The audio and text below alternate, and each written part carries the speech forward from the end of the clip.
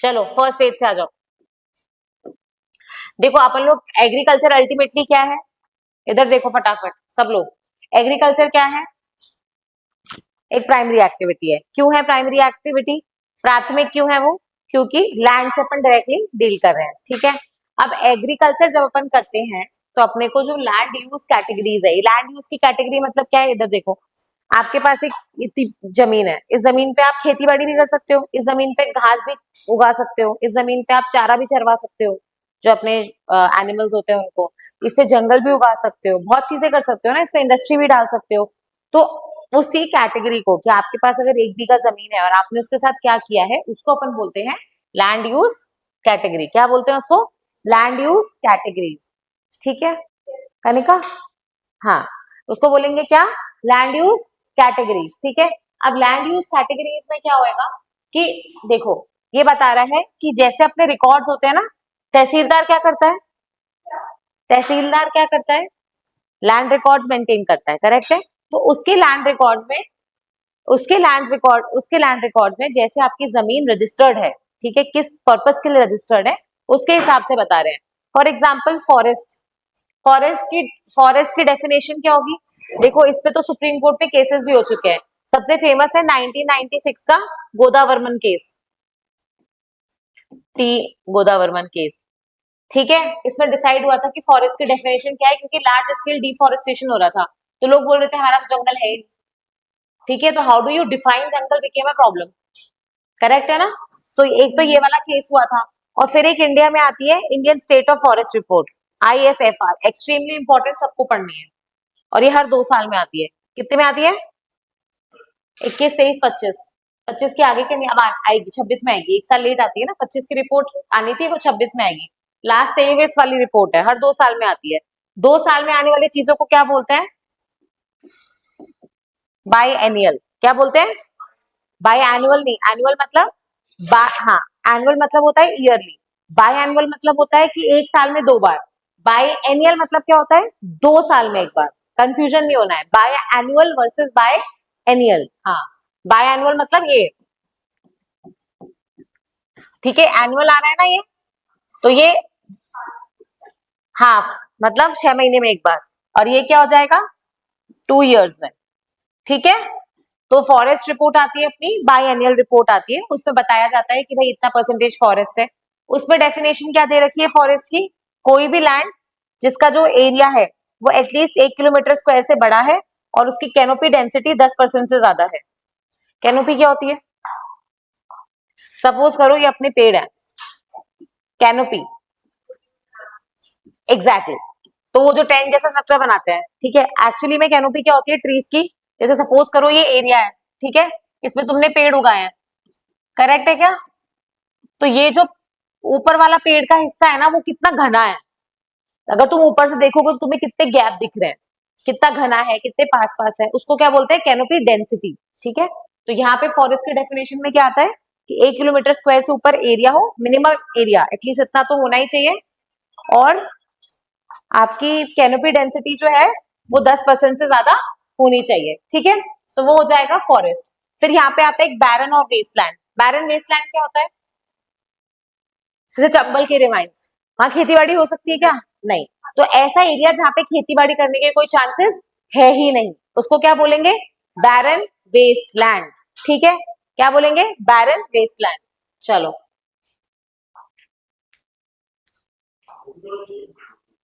हाँ ये पहले हिले तो सही। यार कनिका तुम्हारा वाईफाई कनेक्ट करो ना इसमें, एक मिनट।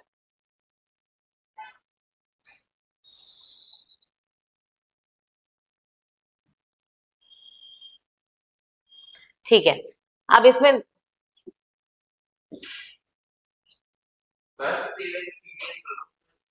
अरे वो टाइम लगता है फिर। आ जाओ तुम तो इसमें देख लो भाई। चलो इधर, नहीं तुम आगे बैठो, ठीक है। ये क्या लॉजिक हुआ?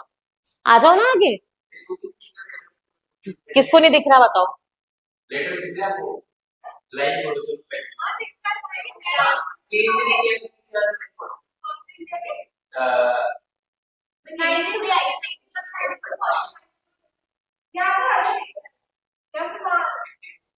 तुम आओ तो पहले, फिर चला गया जो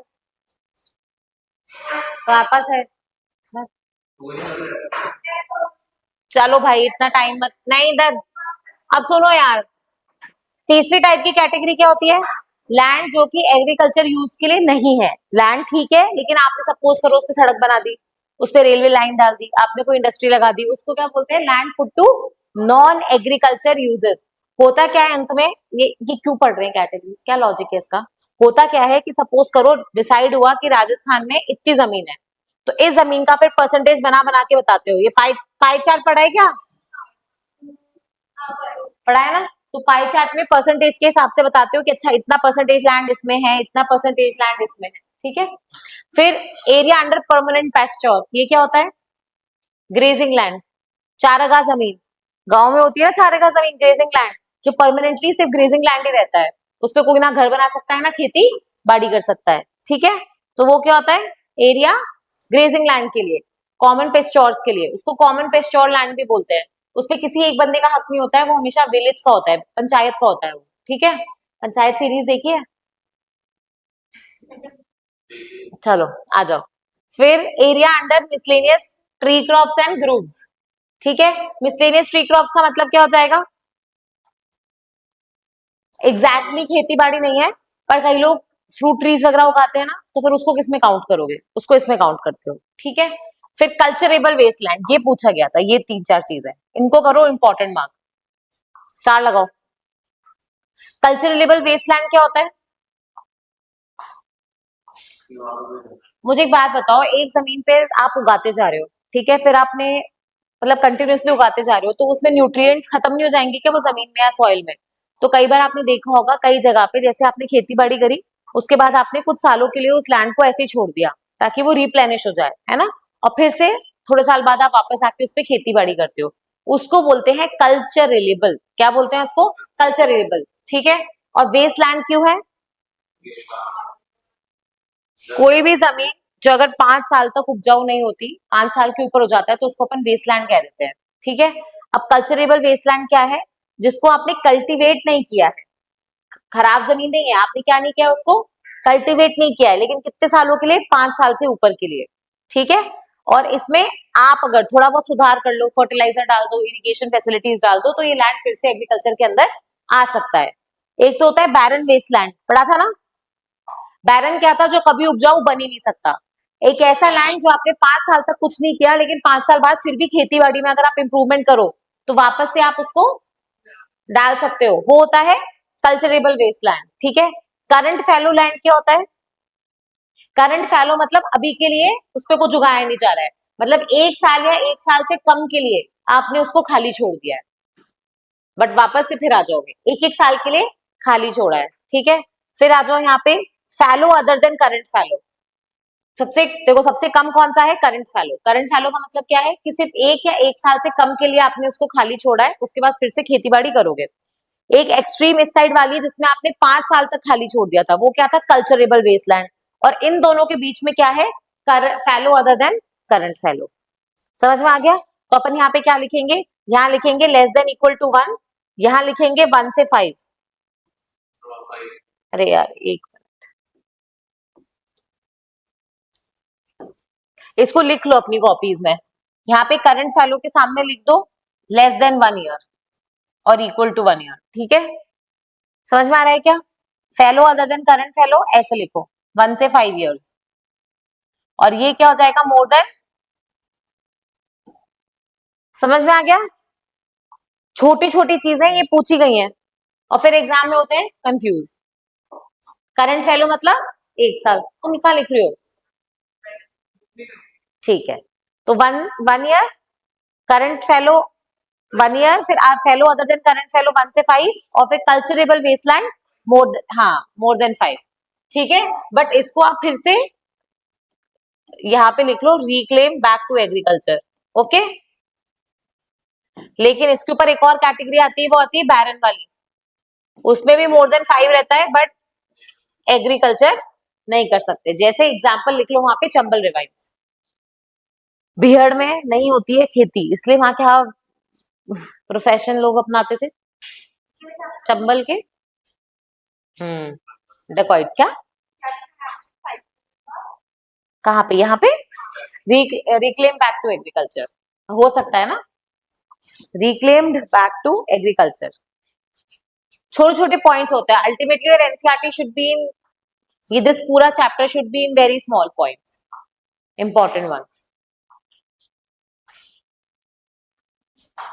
ठीक है। नेट सोन एरिया क्या होता है,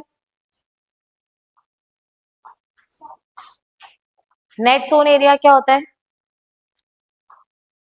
बेसिकली आपने कितने एरिया में क्रॉप्स उगाई और खेती बाड़ी करी, उसको क्या बोलते हैं, सोन और हार्वेस्टिंग। अपन बोलते हैं ना सो किया है हमने, सो मतलब क्या होता है, उगाना, और हार्वेस्ट मतलब उसको काटना, ठीक है, इन टर्म्स में क्लियर होना चाहिए। अब इंडिया में यहाँ पे लैंड यूज चेंजेस दे रखे हैं, ये पढ़ लेना अपने आप, ठीक है, कि इकोनॉमी के हिसाब से तुम्हें क्या लगना है क्या होना चाहिए, जमीन की प्रॉब्लम है क्या, नहीं है, जमीन भाई, हाँ तुम लोग ऐसी बातें करते हो फिर मेरा दिमाग घूम जाता है। तुम्हें पता है जितने केसेस रजिस्टर्ड है 60% ऑफ द केसेस जमीन के हैं, विवाद, मैं टोटल केसेस की बात कर रही हूँ। 60% केसेस किसके लिए है, जमीन, तो जमीन मुद्दा ही नहीं है तो फिर कैसे होंगे केसेस, जमीन का टुकड़ा छोटा होता जा रहा है, नहीं होता जा रहा है, भाई साहब ऊपर लिखो एग्रीकल्चर सेंसस, अपडेट कर लेना इसको, एग्रीकल्चर सेंसस हेडिंग डालो, और इसमें से मोटे मोटे पॉइंट्स लिख लेना जब तुम लोग एग्जाम दो उसके पहले, ठीक है। एग्रीकल्चर सेंसस ये हर 5 साल में आता है, 2025 का आएगा, इसलिए बोल रही हूँ तुम्हारे टाइम पे जब तुम एग्जाम दोगे आ चुका होगा ये नया वाला, ठीक है। एग्रीकल्चर सेंसस इसके अंदर क्या क्या बताते हैं, इंडिया में फार्मर्स कैसे हैं, टाइप ऑफ, लिख लो क्या क्या इन्फॉर्मेशन लिखनी है तुम्हें इसमें से, पहले लिखो टाइप ऑफ फार्मर्स कौन से हैं, नंबर ऑफ फार्मर्स कितने हैं, जैसे मार्जिनल, स्मॉल, मीडियम, लार्ज, कितने फार्मर्स हैं, फिर एवरेज लैंड होल्डिंग साइज कितना है, ठीक है, type of farmers, number of farmers, average land holding size, ठीक है। इसके अलावा तुम उसमें ये पढ़ते हो कि मतलब इंक्रीज कैसे चेंज हो रहा है साल दर साल, तो क्या लिखेंगे इसको, comparative study, comparative, COMPARITIVE, comparative, स्वेजल लिख रहे हैं क्या, कंपैरेटिव स्टडी, इस वजह मुझे लगता है बीच बीच में खो जाता है, फिर उसको वापस लाना पड़ता है, कंपैरेटिव स्टडी, ठीक है, किससे, पिछले सालों से, कि भाई लैंड जैसे एवरेज साइज तो था पहले लैंड का 5 हेक्टेयर था, 5 हेक्टेयर से 4, 4 से 3, 3 से 2, 2 से 1.5, 1.5 से 1.19, अभी 1.09, और अब जो आएगा ना उसमें लिटरली 1 से लेस हो चुका होगा, तो लोगों के पास बस इतना इतना टुकड़ा रह गया है, समझ में आ रहा है। तो ये सब चीजें तुम्हें कहाँ से मिलती है, एग्रीकल्चर सेंसस से, और ये तुम्हें क्या करना है, अपडेट, 2025 लिख लो आएगा, ये मत बोल देना मैम ने पढ़ाया नहीं है, ये आया ही नहीं है अभी तक, ठीक है, 19-20 का आया है चलो अब इसमें आ जाओ, ये तुम पढ़ लेना यहाँ से कि इंडिया की इकोनॉमी में क्या चेंजेस हो रहे हैं, इसको मुझे बताओ कि लैंड को लेके विवाद होंगे नहीं होंगे, होंगे, साइज ऑफ द लैंड छोटा होता जा रहा है नहीं होता जा रहा है, कुछ चीजें लॉजिकल है जो हमें अपने आप भी लिखनी है, लैंड का साइज छोटा होता जा रहा है, ठीक है, चीजों को लेके विवाद हो रहे हैं। तीसरा, अपने यहाँ पे फार्मर्स की कैटेगरीज होती है, जैसे small farmers, medium farmers, large farmers, तो लार्ज फार्मर्स जो है उनकी कैटेगरी ज्यादा नहीं है, सबसे ज्यादा कैटेगरी किसकी है, स्मॉल एंड मार्जिनल फार्मर्स की। मार्जिनल फार्मर्स क्या होते हैं, जिनके पास 1 हेक्टेयर से भी कम जमीन है, और स्मॉल क्या होते हैं, जिनके पास 2 से कम है। मार्जिनल क्या होंगे, जिनके पास 1 से कम है, स्मॉल कौन से होंगे, जिनके पास 2 हेक्टेयर से भी कम लैंड है, और इनकी तादाद बढ़ती जा रही है। 86% of farmers in India are small and marginal, 86, 68% are marginal, 68% farmers के साथ पास 1 हेक्टेयर जमीन भी नहीं है, समझ रहे हो, इसलिए अपनी खेती बाड़ी की इंटेंसिटी जो है वो इतनी अच्छी नहीं है, करेक्ट है। तो ये सारी चीजें तुम्हें यहाँ से मिल जाएंगी कि क्या क्या हो रहा है। अब आते हैं अपन अपने काम की चीज पे, जो है एक्चुअल में चैप्टर, करंट फैलो या ये वाला, हाँ 125, ठीक है। अब आ जाओ सीधे, कॉमन प्रॉपर्टी रिसोर्सेज क्या होते हैं पूछा गया है, ये मेंस में पूछा गया है, मान लो बात, एनसीईआरटी बाइबल है ज्योग्राफी और कुछ कुछ सब्जेक्ट्स में, तो हिस्ट्री का पेपर आया था इस बार, आर्ट एंड कल्चर के क्वेश्चन, बाग पेंटिंग, 12th क्लास की आपकी आर्ट एंड कल्चर की बुक में है वो, एनसीईआरटी में। मैं वही तो बोल रही हूँ तुमको, हम लोग भाग रहे हैं नितिन सिंघानिया के पीछे। वो किताब कभी कंप्लीट होगी क्या? वो 800 पन्नों की आर्ट एंड कल्चर की किताब, 4 पन्ने तो आर्ट एंड कल्चर के पढ़ के नींद आती है, याद कुछ होता नहीं है। इतने टेम्पल्स हैं, दशावतार टेम्पल देवगढ़, कहाँ से लिए ये एग्जाम्पल्स? लिटरली एनसीईआरटी में सबसे ब्यूटीफुल बात पता है क्या है? हर किंगडम जब आप देखोगे, ये छोड़ो, मैं तुम लोग को बोला था तमिलनाडु की बुक्स पढ़ लेना, तमिलनाडु की बुक्स में क्लियरली मेंशन था ये चीज। तो बेसिक भी क्लियर कर लोगे अपना, हो जाएगा। दशावतार टेम्पल देवगढ़ में है। अभी इसको कोई लॉजिक नहीं है इसका, बेसिकली अगर आप चाहे एनसीईआरटी से पढ़ते चाहे आप तमिलनाडु की किताबों से पढ़ते, वहां पे आपको एग्जैक्टली मिल जाता कि दशावतार टेम्पल देवगढ़, वो जो तीनों टेम्पल्स दिए वो लिटरली मेंशन है एज इट इज एनसीईआरटी में। तो पेपर नितिन सिंघानिया से नहीं बनता, पेपर किससे बनता है? हाँ, बैक टू बेसिक्स। ठीक है, चलो। कॉमन प्रॉपर्टी सोर्सेस क्या होते हैं? जिसपे कोई एक बंदा अपना हक नहीं जमा सकता। गांव में कौन सी जमीनें होंगी ऐसी? कौन से रिसोर्सेज हो सकते हैं?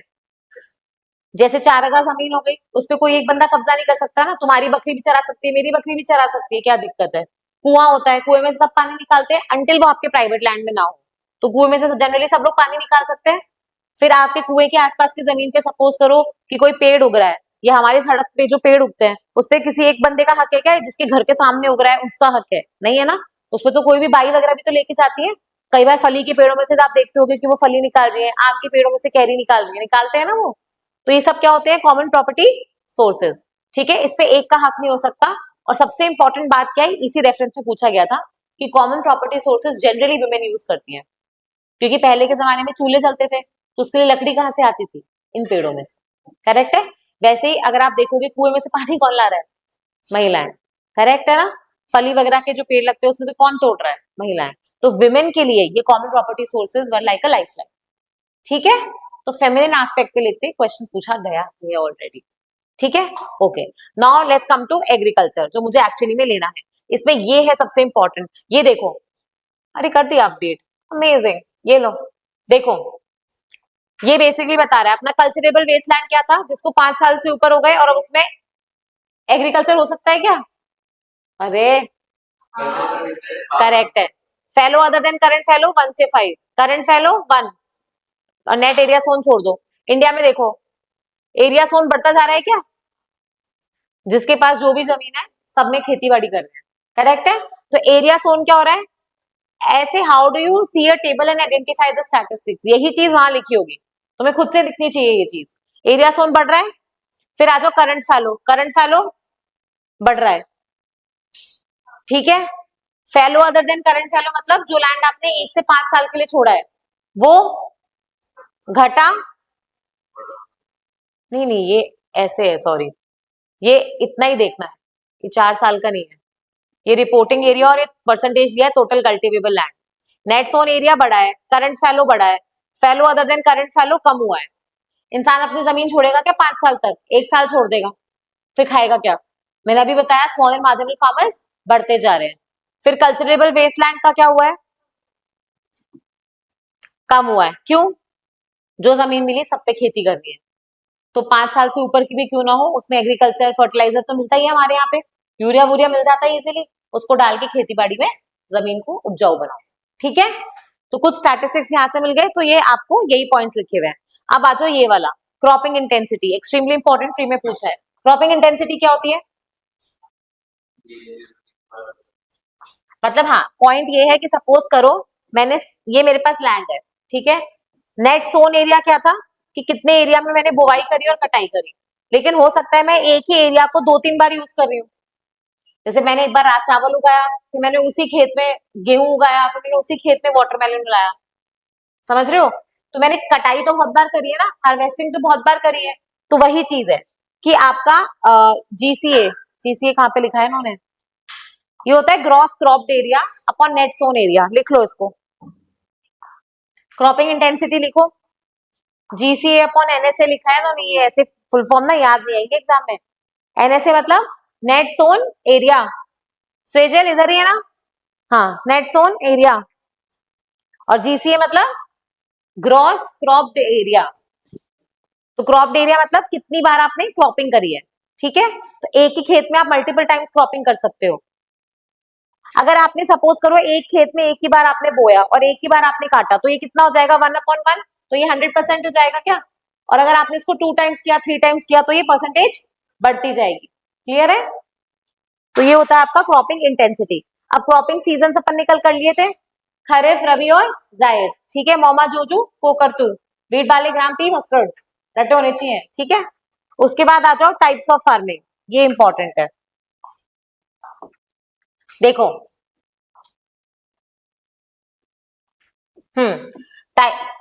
टाइप्स ऑफ फार्मिंग में यहाँ पे 2 टाइप में क्लासिफाई कर रखा है। ये किस बेसिस पे है कि आपके खेत में सिर्फ बारिश के पानी से खेती बाड़ी हो रही है या आपके पास कोई अदर सोर्सेज हैं सिंचाई के, इरिगेशन के।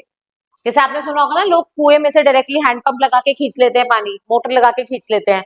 कई बार कैनाल्स होते हैं बने हुए, जैसे इंदिरा गांधी कैनाल योजना, जिससे आपके खेतों को पानी मिल रहा है। तो आपके पास 2 ऑप्शन है, या तो इरिगेटेड होगा या फिर आपका खेत होगा, मानसून आएगा, पानी मिलेगा। तो जो मानसून से है वो तो होता है रेन फेड, जिसको अपन बोलते हैं बरानी।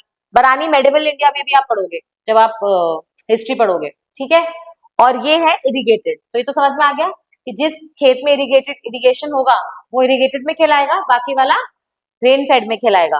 करेक्ट है या नहीं है? इंडिया में पहले इरिगेटेड लैंड कितना था? 10, आजादी के टाइम पे 3%, 4%, फिर 10%, 20%, 27%, आज करीबन 45% एरिया कितना है? इरिगेटेड। लेकिन अभी भी रेन फेड ज्यादा है। ठीक है, क्लियर है क्या? वो इकोनॉमी में पढ़ते हो आप, इकोनॉमिक सर्वे में, ये स्टैटिस्टिक्स लिख लो यहाँ पे। आप मॉनसून पे डिपेंडेंट हो, मॉनसून नहीं हुई आपकी खेती बाड़ी नहीं होती है। तो जो फार्म बोलते हैं ना कि फार्म फेलियर हो गया, कि सुसाइड कर ली, इंसान क्यों सुसाइड करेगा? क्योंकि पानी नहीं था, अनसर्टेनिटी है। और आपके पास इरिगेशन है तो आप कभी भी पानी देके कोई भी क्रॉप उगा सकते हो, ज्यादा क्रॉप्स उगा सकते हो। तो फेलियर होगा क्या सच? ठीक है, तो यहाँ पे लिख लो rain fed greater than irrigated. इसमें ऐसे बनाओ, rain fed greater than irrigated.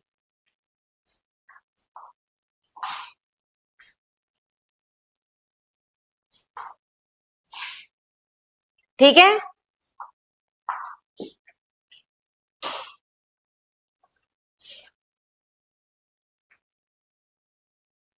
हाँ, ओके। फिर एक इसमें इन्होंने क्लासिफाई कर रखा है, 1 मिनट, ड्राईलैंड फार्मिंग और वेटलैंड फार्मिंग। ठीक है, वैसे अगर आप में से कोई एग्रीकल्चर, बॉटनी ऐसा कोई ऑप्शनल लेगा तो उसमें आप इसको क्लासिफाई करते हो ड्राई लैंड और रेन फेड। सुन लो इधर, कैसे क्लासिफाई करते हो इसको? ड्राई लैंड और रेन फेड। क्या फर्क होता है मैं बता देती हूँ। ड्राई फार्मिंग का मतलब होता है कि जब आपकी जो बारिश है वो 70 डेज से भी कम है पूरे साल में। ड्राई लैंड का मतलब होता है 70 से 120, 115 दिन तक है, और उससे ऊपर अगर आ रहा है तो रेन फेड। ये होता है क्लासिफिकेशन। इसको हटा दो, ये मतलब बता रही हूँ, अगर आप ऑप्शनल लेते हो या कोई वो पढ़ोगे रेफरेंस बुक, उसमें ऐसे क्लासिफाई कर रखा है, तो कंफ्यूज नहीं होना है। और एनसीईआरटी में क्या दे रखा है? ड्राई लैंड और वेटलैंड। इन्होंने सीधा सीधा ये बोल दिया है कि अगर आपकी एनुअल रेनफॉल, इसमें इसमें दिन भी होते हैं और इसमें रेनफॉल भी होती है। रेनफॉल यहाँ पे 70 सेंटीमीटर से कम होती है, यहाँ पे 70 से 120 सेंटीमीटर, और यहाँ पे 120 सेंटीमीटर से ऊपर। नहीं समझ आ रहा? सब उड़ रहा है? पक्का? पक्का आ रहा है? मतलब दोनों, जनरली ऐसा ही होगा। थार डेजर्ट में ऐसा हो सकता है कि बारिश 70 दिन से ऊपर आए, नहीं हो सकता? नहीं होता, जनरली नहीं होता। ये क्लासिफिकेशन ही वैसे किया हुआ है, बहुत पुराना वाला है। इसमें उन्होंने, हाँ, क्योंकि नहीं तो वो सारी चीजें किसमें आ जाती है? ड्राई लैंड में। ठीक है, तो इसमें आप देखो ड्राई लैंड फार्मिंग, ये इसको अंडरलाइन कर लो कि रेनफॉल कितनी होनी चाहिए एनुअली? 75 सेंटीमीटर से कम। कितनी होगी 75 centimetre in millimetre? How much is 75 centimetre in millimetre? Hmm, milli centi decimetre, फिर डेका हेक्टा किलोमीटर। तो कहाँ पहुंच गए तुम? ये तो मीटर वाला बात कर रही हूँ मैं, पीको नैनो कहाँ पहुंच गए? वो तो माइनस में पहुंच गए तुम, 10⁻⁻⁹, -12, -15। ठीक है क्या? ड्राई लैंड का मतलब क्या हो जाएगा? जिसमें बारिश कितनी है? 75 सेंटीमीटर से कम है इन अ ईयर, एनुअल की बात कर रहे हैं। ओके, और मुझे बताओ अगर बारिश कम है तो क्या कौन सी क्रॉप उगती है बिना देखे, बताओ। मिलेट्स, ठीक है, बाजरा, ज्वार, रागी, ये सब, ठीक है। और जैसे ही बारिश ज्यादा हो जाएगी तो अपन किस में पहुंच जाते हैं, वेटलैंड फार्मिंग में। वेटलैंड फार्मिंग की खास बात क्या होगी, कैरेक्टरिस्टिक्स खुद से बताओ मुझे।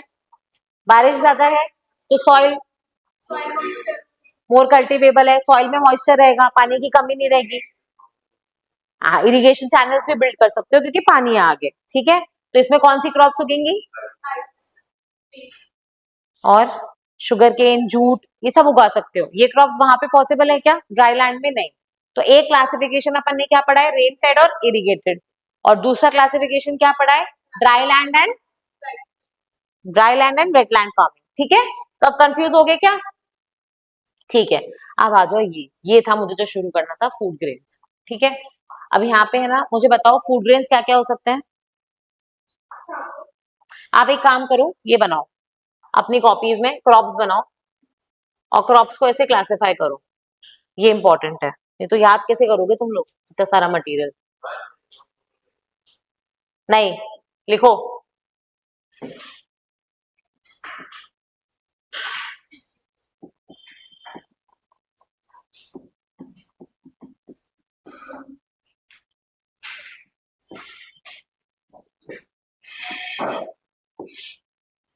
अरे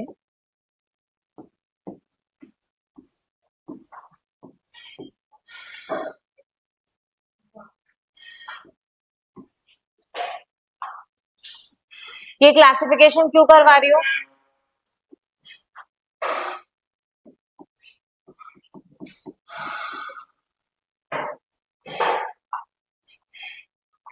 अल्टीमेटली क्रॉप्स यही है।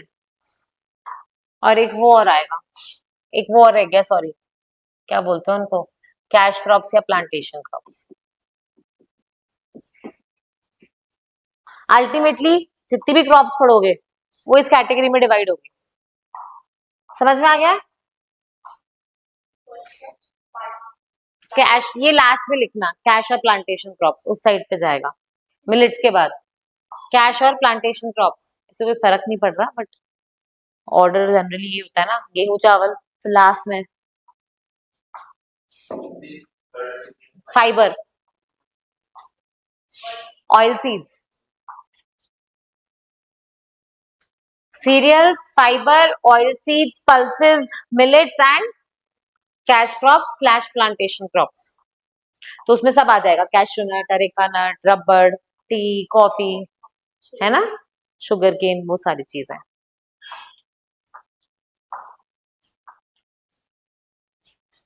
क्लियर है हाँ बच्चे। चलो सीरियल्स में लिखो क्या क्या आएगा, वीट, लिखो लिखो, नाम लिखते जाओ, बोलते जाओ, लिखते जाओ। खाने वाली चीजें क्या होती हैं, पहले वाला वीट है, लिखो। ज्वार इसमें नहीं आएगा, ज्वार मिलेट में आएगा। पहला वीट, दूसरा और क्या खाते हो, तो जो आ रहा है वो लिखो। मिलेट्स में लिखो, मिलेट्स में क्या क्या आएगा, ज्वार, रागी, बाजरा, मेजर मेजर। ऐसे तो बहुत है, इसमें भी मेजर और माइनर मिलेट्स होते हैं, और मिलेट्स पढ़ने ही है। पीएम ने क्या कहा, ये क्या है, ये श्री अन्ना, मिलेट्स के ब्रैकेट में लिख लो भाई साहब। एक तो न्यूट्री सीरियल्स बोलते हैं इनको, आजकल आ रहा है ना न्यूट्री सीरियल्स फूड पैकेट, कुछ नहीं है, ज्वार रागी बेच रहे हैं, हमें बताओ, सुपर फूड कह के। न्यूट्री सीरियल्स लिखो लिखो, इनके अलग नाम लिख लो, ये अब आएगा ये क्वेश्चन पेपर में, देख लेना तुम प्रीलिम्स में। Super foods, nutri cereals, millets को क्या कहते हैं, अलग नाम है उसके, सुपर फूड्स, न्यूट्री सीरियल्स। अरे ये हमें बेचा जा रहा है, हमारा ही सामान हमें मॉडिफाई करके बेचा जा रहा है। Nutri cereals, NUTRI dash cereals, नहीं बेच रहे क्या सुपर फूड मार्केट में, फिर देख लो सुपर फूड के नाम पे बेच रहे हैं हमें, ठीक है। और PM श्री अन्ना, हाँ लिख लो लिख लो, मुझे तुम पे डाउट है, तुम लोग इसको भरोगे, मैं ही भरवा देती हूँ। हाँ, मिलेट्स के अलग अलग नाम बता रही हूँ, श्री अन्ना, अन्ना, PM श्री अन्ना स्कीम है, और उसको श्री PM PM प्रधानमंत्री पीएम श्री अन्ना लिखो। लिख लिया क्या? और उसमें ज्वार बाजरा रागी लिख लिया। मिलेट्स में लिखो ज्वार बाजरा रागी, सब चल रहा है। ज्वार के भी वो लोग बिस्किट्स बना के बेच रहे हैं, मैं खाए तो अच्छे नहीं लगे मुझे। एक स्टार्टअप शुरू हुआ है, वेंट टू स्टार्टअप इवेंट। मतलब अच्छा था, वो लोग बाजरा ज्वार रागी से सुपर फूड्स के वो लोग जो कन्फेक्शनरी आइटम्स होते हैं कि जो फास्ट फूड में चल सके, जैसे बाजरे का pizza. It look so black, I was like I can't have it. हाँ सच में, मतलब it's great. I also thought कि यार ऐसा कुछ करना चाहिए, मुझे लगा मैं ही नहीं खा पा रही तो मैं बेचूंगी कैसे से। बहुत डिफिकल्ट है।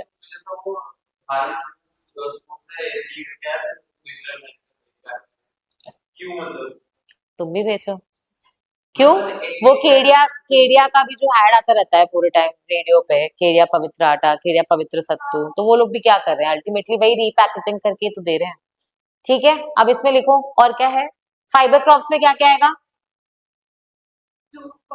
और जूट, कॉटन और silk, sunn hemp, hemp hemp HEMP, hemp.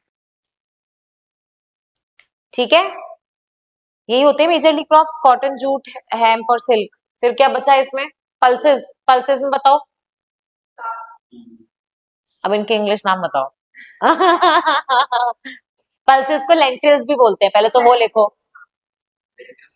ये जितने भी इंग्लिश चैनल्स आते हैं कुकिंग वाले, उसमें लेंटिल्स, लेंटिल्स लिख लो, LENTILS, स्लैश करके लिखो पल्सेस में। लिख लिया क्या?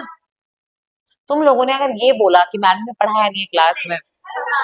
हाँ, मैं तो सच में तुम्हारा प्री का एग्जाम होने के बाद वो नितिन जी को बोलूंगी कि इनसे बुलवाओ कि क्लास में सब पढ़ाया था मैंने। चलो लेंटिल्स, ठीक है। अब इसमें बताओ पल्सेस के नाम। ऐसा? चलो लिखो, दालों के नाम बताते जाओ।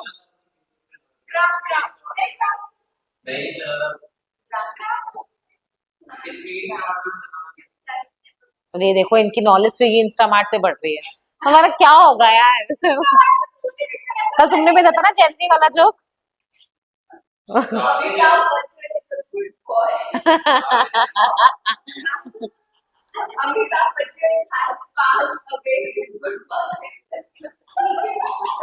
मैं सच में पता है every day even I have two people like 3 people who are from MNIT under me right now, ठीक है। तो I mean their sense of humour is hilarious and this, मतलब ऐसे BYRB, हम लाइक भाई साहब फुल फॉर्म लिखा करो। इतना क्या कष्ट आ रहा है तुम्हें व्हाट्सएप की दुनिया में। चिल कर देना, चिल कर देना मतलब क्या होता है? चिल कर दिया, मैम मैंने उसे चिल कर दिया, मतलब क्या होगा इसका वाइल्डेस्ट सेंस में? उसने यही स्टेटमेंट था, मैम मैंने उसे चिल कर दिया। चिल करना मतलब होता है फायर करना, मतलब कब से। Even I didn't know this, मतलब मैम चिल कर दिया, मैंने कहा बढ़िया है, बोलता मैम क्या बढ़िया है, मतलब क्या मतलब हुआ इसका, मैंने कहा मतलब पूछ लेती हूँ मैं, बोलता मैंने फायर कर दिया। मैं when did chill become fire? मैं वाइल्डेस्ट ड्रीम में भी नहीं सोच सकती है कि चिल मतलब होता है फायर कर देना। देख रहे हो तुम, मुझे सच में ऐसा लगता है, मैंने कहा यार मेरी इंग्लिश नहीं बढ़ पा रही है, तुम लोग कुछ ज्यादा अच्छी इंग्लिश पढ़ ली हो। ये डिक्शनरी की इन्होंने ऐस तैस कर दी है और वर्ड्स का कोई मतलब नहीं रहा है। चलो सीरियल्स में।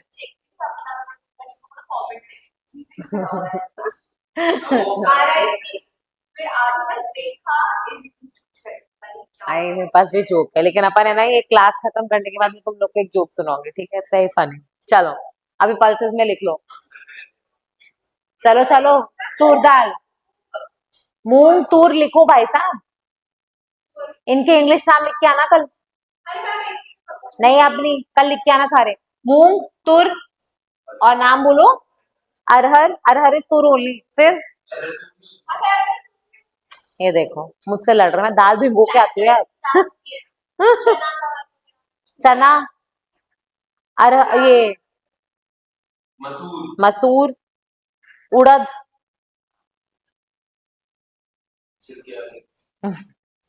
ठीक है, ब्ला ब्ला।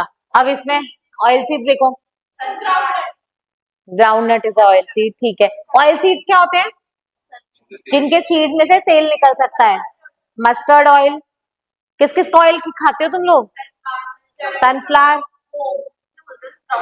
ग्राउंडनट, क्या क्या लिखा है? सेसमे। तुम जो तेल बोल रहे हो वो क्या है? सेसमे।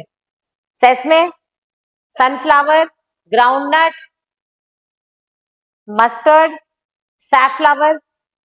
सैफ्लावर का भी तो निकलता oil. Safflower, SAFFLOE almond oil नहीं यार, वो थोड़ा सा एक्सपेंसिव हो गया। हम नॉर्मल वाले ऑयल सीड्स कर रहे हैं जो खेती में उगते हैं। हाँ, coconut is, but coconut is not an oil seed. रुको, दीज आर नॉट सीड्स जिनके सीड को क्रश करके ऑयल निकले। समझ में आ रहा है? लिन सीड होता है, रैप सीड होता है, LIN। देखो लिन सीड, SEED, लिन सीड, रैप सीड, ठीक है। हाँ, RAP, रैप। फिर उसके बाद प्लांटेशन क्रॉप्स में क्या क्या आएगा? समझ आ रहा है क्या? ये तुम इतना कोने में क्यों बैठते हो? सुकून। चलो, फिर कैश क्रॉप्स में लिखो क्या क्या आएगा? टी, कॉफी, रबड़। टी, कॉफी, रबड़, शुगर, शुगर नहीं, शुगर केन, शुगर थोड़ी उगाते हैं, ठीक है। कैश्यू नट्स लिख लो, तो वहां पे कैश्यू नट, अरेका नट, वो सब आ जाएगा, ठीक है। हाँ, प्लांटेशन क्रॉप्स में।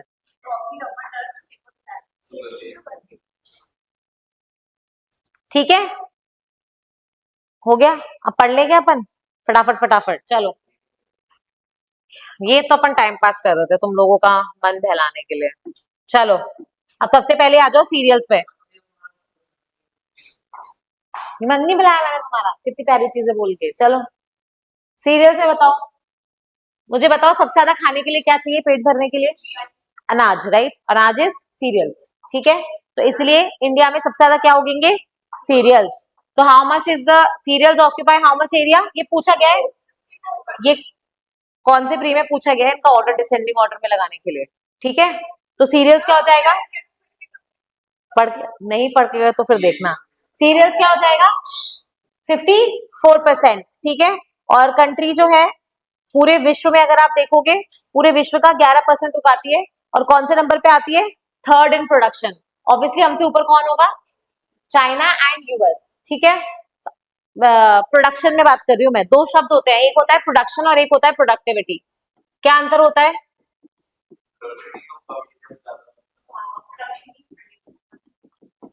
भाई साहब हेडिंग डालो, प्रोडक्शन वर्सेस प्रोडक्टिविटी, साइड में कहीं लिखो। प्रोडक्शन, प्रोडक्शन क्या होता है? कितना किलो, कितना टन प्रोड्यूस हुआ, ठीक है। टोटल अमाउंट प्रोड्यूस्ड, हाँ, that is production per unit. हाँ, एरिया। प्रोडक्शन में लिखो टोटल अमाउंट प्रोड्यूस्ड, ब्रैकेट में केजीज या फिर टन।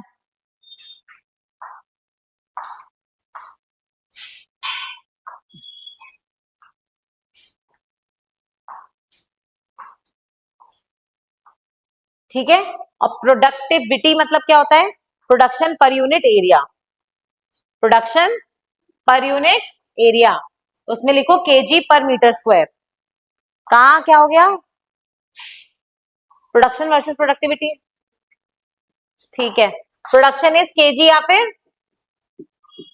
टन्स, और ये क्या है? केजी पर मीटर स्क्वायर। मतलब अब केजी की जगह ग्राम भी हो सकता है, टन भी हो सकता है, उसकी जगह मीटर की जगह किलोमीटर भी हो सकता है। बट प्रोडक्टिविटी क्या होगी? प्रोडक्शन पर यूनिट एरिया, ठीक है। फिर देखो इन स्टेटमेंट्स को ना ऐसे लिखा करो हमेशा, चाइना, USA, फिर इंडिया। इसमें क्या होगा? कभी भी तुम कंफ्यूज नहीं होगे, ठीक है। और इसमें सीरियल्स में बता रखा है कुछ तो फाइन ग्रेन्स है। फाइन ग्रेन्स मतलब छोटे दाने, छोटे दानों में क्या आ जाएगा? Rice, wheat. और कोर्स मतलब मोटे दाने। मिलेट्स को और क्या कहते हैं? Course grains. लिखो, मिलेट्स जहां पे लिखा है वहां पे और स्लैश लगा के लिख लो कोर्स ग्रेन्स, मोटा दाना, मोटा अनाज।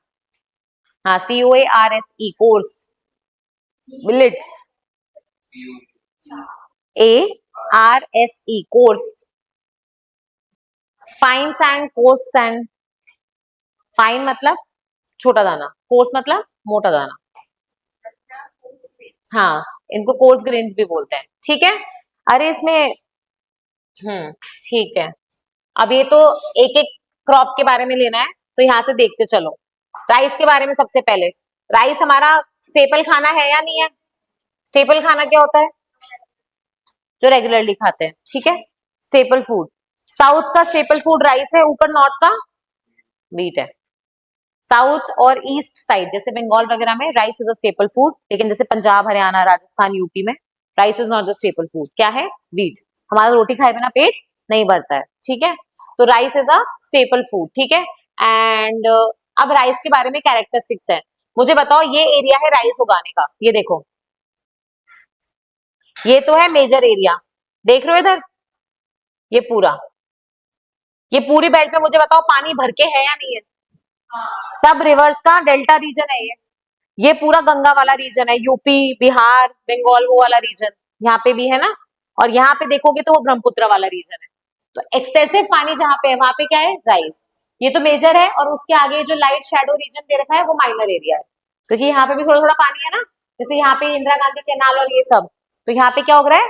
राइस उग रहा है, ठीक है। ऐसे हर क्रॉप का ये एरिया आना चाहिए तुम्हें, एक माइंड मैप होना चाहिए कि यहाँ पे राइस उग रही है। तो राइस के कैरेक्टरिस्टिक्स क्या हो गए?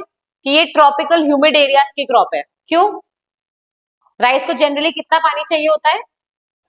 अपवर्ड्स ऑफ 150 सेंटीमीटर, 100 सेंटीमीटर, ठीक है। तो अच्छे खासे ह्यूमिड एरियाज में उगती है राइस, ठीक है। दूसरा, आप देखोगे कि मैनी वेराइटीज है राइस की, बहुत सारी। पूसा करके आपने सुना होगा, पूसा समथिंग, पूसा समथिंग। तो पूसा एक इंस्टीट्यूट है, एग्रीकल्चर इंस्टीट्यूट है, वो रिसर्च वेराइटीज निकालता रहता है, ठीक है। तो बहुत सारी वेराइटीज निकलती है, और ये राइस जो है, ये बता रहा है कि सी लेवल से 2000 मीटर की ऊंचाई तक उगती है ना। असम वाले रीजन पे भी तो है ना, ठीक है। फिर इसके बाद आप देखोगे यहाँ पे ईस्टर्न एरियाज में तो वैसे ही ह्यूमिडिटी है नेचुरल, लेकिन अगर आप वेस्टर्न पंजाब, हरियाणा, ये वाले रीजन में जाओगे तो यहाँ पे राइस क्यों पॉसिबल है? बिकॉज ऑफ इरिगेशन, ठीक है, बिकॉज ऑफ इरिगेशन। ये देख लो, इरिगेटेड एरियाज है। क्लियर होनी चाहिए चीजें। ईस्टर्न साइड पे क्यों उग रही है? रेन फेड है। लेकिन वेस्टर्न साइड में क्यों उग रही है? इरिगेटेड है, ठीक है। फिर उसके बाद अगर आप देखोगे कि बंगाल में यहाँ पे लिख लो औस, अमन और बोरो, लिखो भैया। बंगाल में जैसे अपन ने खारिफ, रबी, जायद पढ़ा था ना, बंगाल में इतना पानी है कि आप पूरे साल में 3 वेराइटी ऑफ राइस उगा सकते हो। वो 3 वेराइटी ऑफ राइस क्या है? ऑस, अमन एंड बोरो। क्लास 9th या 10th की एनसीईआरटी में ये वाला पॉइंट है। एंड बोरो क्या है? ये चावल की वेराइटीज जो बंगाल में उगाई जाती है, ठीक है। एक साल में ही आप 3 बार राइस उगा रहे हो, तो इतना पानी है, ठीक है। देख लो, बंगाल में क्लाइमेटिक कंडीशंस अलाउ कि आप 2 से 3 क्रॉप्स उगा सको। ये रही, और समन एंड बोरो लिख दिया यहाँ पे, पहले ये स्टेटमेंट दूसरी एनसीईआरटी में था, और समन एंड बोरो, ठीक है। बट हिमालय वगैरह में क्या होगा? राइस कौन सी क्रॉप है? खरीफ क्रॉप है। सिर्फ बंगाल में 3 सीजन में राइस उग रही है, बाकी हर जगह पे खरीफ क्रॉप है। कल पढ़ा था ना, खरीफ क्रॉप कौन सी थी? सोइंग करते थे मॉनसून सीजन में, हार्वेस्टिंग करते थे अक्टूबर, है ना। चलो, अब देखो, अगेन इंडिया जो है, ये चेंज कर लेना, बीच में चेंज हो गया था। India outgrew China in rice production, somewhere in between, फिर वापस से चाइना आगे आ गया, ठीक है। तो ये रैंक हमेशा नई वाली लिखनी है। अभी क्या है इंडिया की रैंक राइस प्रोडक्शन में? सेकंड है, ठीक है, आफ्टर ऑब्वियसली चाइना, ठीक है। एंड इसमें दे रखा है कि लीडिंग राइस प्रोड्यूसिंग स्टेट्स कौन सी है? कौन कौन सी होगी, खुद ही बता दो। और पंजाब। पंजाब से, क्योंकि आप देखोगे पूरा जो अपना पीडीएस सिस्टम चलता है राशन की दुकानों में, कहाँ से आ रहा है? वो पंजाब हरियाणा वाला राइस है, ठीक है। और बंगाल और यूपी में, बिकॉज गंगा और ट्रिब्यूटरीज जो है वहां पे इतना सारा पानी दे रही है, ठीक है। तो Bengal, UP and Punjab are leading states हो गया। अब होता है ईल्ड। ईल्ड मतलब क्या होता है? ईल्ड मतलब क्या होता है? ईल्ड का मतलब होता है प्रोडक्टिविटी, कि आपको कितने एरिया में से कितना राइस मिला। मैं एग्जांपल देती हूँ। सपोज करो ये है अदम्य, ठीक है, और ये है कनिका। फॉर एग्जाम्पल अदम्य के पास है 4 बीघा जमीन। ठीक है, कनिका तुम्हें कम दे दे चलेगा। कनिका के पास है 2 बीघा जमीन। ठीक है, अब मुझे बताओ, सपोज करो अदम्य ने राइस की खेती करी, ठीक है, इसको हुआ 100 किलो चावल, ठीक है, और कनिका ने 2 बीघा में करी पर इसको हुआ 40 किलो चावल। कितना हुआ? 40 किलो। ओवरऑल प्रोडक्शन किसका ज्यादा है? क्योंकि हम यहाँ पे ये नहीं देख रहे कि कितने बीघा जमीन है, हम यहाँ पे सिर्फ क्या देख रहे हैं, कितना प्रोडक्शन हुआ है। ठीक है, तो उसके हिसाब से अदम्य वन द रेस। अब अपन आते हैं यील्ड या प्रोडक्टिविटी पे, तो वो कैसे कैलकुलेट होगी? 100 डिवाइड बाय, इसको करो 60। हाँ ठीक है, इसने किया 60, इसने किया 100, अदम्य प्रोडक्शन में जीत रहा है। अब अपन क्या निकाल रहे हैं? प्रोडक्टिविटी या यील्ड। ठीक है, तो इसकी कितनी हो जाएगी? 100 डिवाइड बाय 4, वो कितना आता है? ठीक है, और ये कितना हो गया कनिका की? 60 डिवाइड बाय 2, कितना हो गया? 30। तो प्रोडक्टिविटी या यील्ड में कौन जीता? तो जरूरी नहीं है जिसका प्रोडक्शन ज्यादा हो उसकी प्रोडक्टिविटी भी ज्यादा हो। समझ में आ गया क्या ये चीज? तो यहाँ पे अपन किसकी बात कर रहे हैं? यील्ड की। तो इंडिया भले प्रोडक्शन में बहुत ज्यादा है, यूएस से ज्यादा है, लेकिन प्रोडक्टिविटी में हम यूएस से कम है। प्रोडक्टिविटी में सबसे हाईएस्ट किसकी है? चाइना। ठीक है, उसके बाद यूएस, उसके बाद इंडिया। लिख लो यहाँ पे, प्रोडक्टिविटी बनाओ, प्रोडक्टिविटी लिखो, उसमें लिखो China, descending order banana, China, US and India. Clear है क्या? ये तुम्हारे इकोनॉमिक्स का भी पार्ट है वैसे, जो यहाँ पढ़ रहे हैं। ठीक है, ये हो गया यील्ड लेवल। तो एक तो हो गया इंडिया के लेवल पे यील्ड लेवल क्या है, और एक ये बोल रहा है स्टेट्स में। तो यहाँ पे बता रहा है कुछ स्टेट जिसमें यील्ड लेवल हाई है, जैसे बंगाल, तेलंगाना, पंजाब, तमिलनाडु। ठीक है, और पंजाब एंड हरियाणा में तो अपने को पता ही है कि ये ट्रेडिशनली राइस ग्रोइंग एरियाज नहीं थे। यहाँ पे इरिगेशन फैसिलिटी दी गई, उसके बाद ये राइस ग्रोइंग एरिया बने हैं। ठीक है, आफ्टर ग्रीन रेवोल्यूशन। ठीक है क्या? चलो,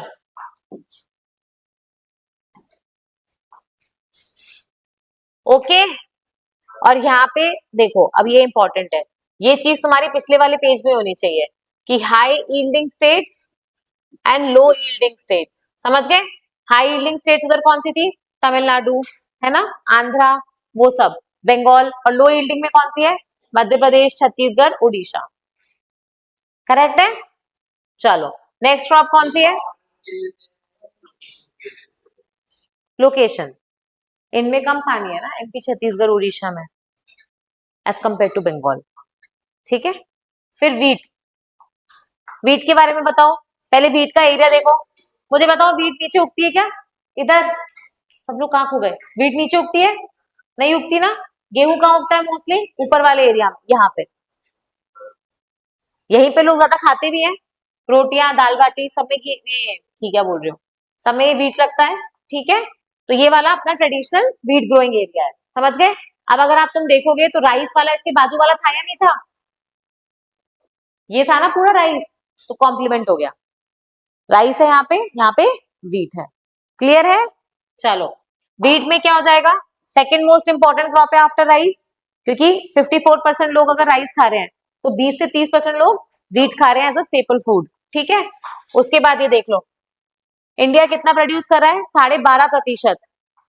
सबसे ज्यादा वीट कहाँ से उगता है? Wheat bowl of the world क्या है?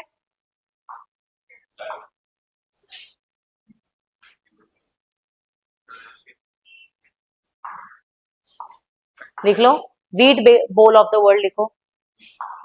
नहीं, wheat bowl of the world, Asia.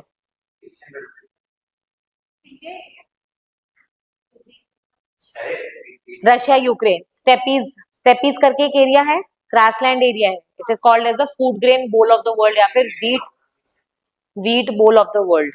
ठीक है, wheat bowl of the world, wheat bowl of the world. अरे बाउल, बाउल, ये बोल, मैगी वाला। हाँ, wheat bowl of the world कौन सा है? हाँ चलो ठीक है। तो इंडिया कितना प्रोड्यूस कर रहा है पूरे वर्ल्ड का, लेकिन 17 का डेटा ही अपडेट कर लेना, 17 को गए हुए बहुत टाइम हो गया, जब तक तुम दोगे तब तक 10 साल हो जाएंगे। ठीक है। और ये कौन से, वो कौन सी क्रॉप थी राइस, ट्रॉपिकल एरियाज की, ये कौन से एरियाज की क्रॉप है, टेम्परेट, ट्रॉपिकल टेम्परेट फ्रिजिड कहाँ पड़ा था, याद आ गया। सो 0 से 30 इज ट्रॉपिकल, 30 से 60 इज टेम्परेट, 60 से 90 इज फ्रिजिड या पोलार, याद आ गया, ये वहां से रिलेटेड है। ठीक है। और इंडिया में ये वीट कौन से सीजन में उगता है, राबी, कल पढ़ा था, वीट बार्ले ग्राम पी मस्टर्ड राबी सीजन की क्रॉप है। ठीक है। और इसका जो 85% एरिया है वो अपन ने देख ही लिया कि नॉर्थ और सेंट्रल रीजन में है। ठीक है। और मोस्टली क्योंकि इस रीजन में उग रही है, या नेचुरली पानी तो कम है, तो कौन सी क्रॉप है ये, मोस्टली इरिगेटेड क्रॉप है। कैसी क्रॉप है ये, इरिगेटेड। ठीक है। बट हिमालयन रीजन में क्या है, क्योंकि वहां पे रिवर्स की स्ट्रीम्स वगैरह आती है, तो वहां पे रेन फेड हो जाता है। ओके। अरे हाँ ठीक है। फिर इसके अंदर आ जाओ, स्टेट्स दे रखी हैं, यूपी, मध्य प्रदेश, पंजाब, हरियाणा, राजस्थान, ऑब्वियसली सबको पता है कि लीडिंग स्टेट्स हैं। ठीक है। ईल्ड लेवल अगर आप इसका देखोगे तो यहाँ पे 4000 किलो पर हेक्टेयर दे रखा है, बट ऑब्वियसली कई स्टेट में ज्यादा होगी, कई में लो होगी।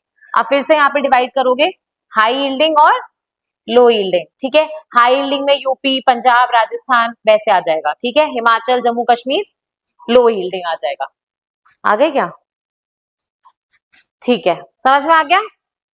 पर इसमें ना ये वाली किताब में इन्होंने सिर्फ यहाँ पे वो दे रखा है कि इंडिया में कैसा है, इसमें वो कंडीशंस नहीं दे रखी जिसमें पर्टिकुलर क्रॉप उगेगी, तो वो चीजें मैं कल ऐड ऑन करवा दूंगी। ठीक है। कि राइस कौन से पर्टिकुलर, इस बार क्वेश्चन, इस बार था लास्ट ईयर था, एक एक स्टेटमेंट, 4-5 स्टेटमेंट दिए थे और बोला था कौन सी क्रॉप के बारे में बात कर रहे हैं। ठीक है। तो इसलिए उस पर्सपेक्टिव से अपन क्रॉप्स कहाँ से भी कर लेंगे। ठीक है। फिर ज्वार, ज्वार का बताओ, ज्वार, बाजरा, रागी, ये तीनों किस में आएंगे, रागी तो है ही नहीं, इन्होंने मेज ले लिया है। ठीक है। मिलेट्स की बात कर रहे हैं, मोटे दाने। ठीक है। अब ये ज्वार में बताओ, देखो एक तरीका बता रही हूँ, ज्वार मोस्टली कहाँ पे उगता है, याद कर लेना इसको, ज्वार कहाँ पे उगता है, महाराष्ट्र ये वाले रीजन में। सुनो, मार्क करके बता रही हूँ, इसको कभी कंफ्यूज मत होना और याद कर लेना। ज्वार कौन से रीजन में है, रागी कहाँ पे, रागी कहाँ पे खाते हैं, साउथ में, तमिलनाडु में रागी बॉल्स और वो सब बनता है, तो ये वाले रीजन में। यहाँ पे क्या है, और बाजरा कहाँ पे है, अब कंफ्यूज हो गए क्या, बाजरा ज्वार रागी बना लो, एक डायग्राम बना लो बाजरा ज्वार रागी का, फिर अपन आज की क्लास को खत्म करेंगे क्योंकि इसमें टाइम लगेगा।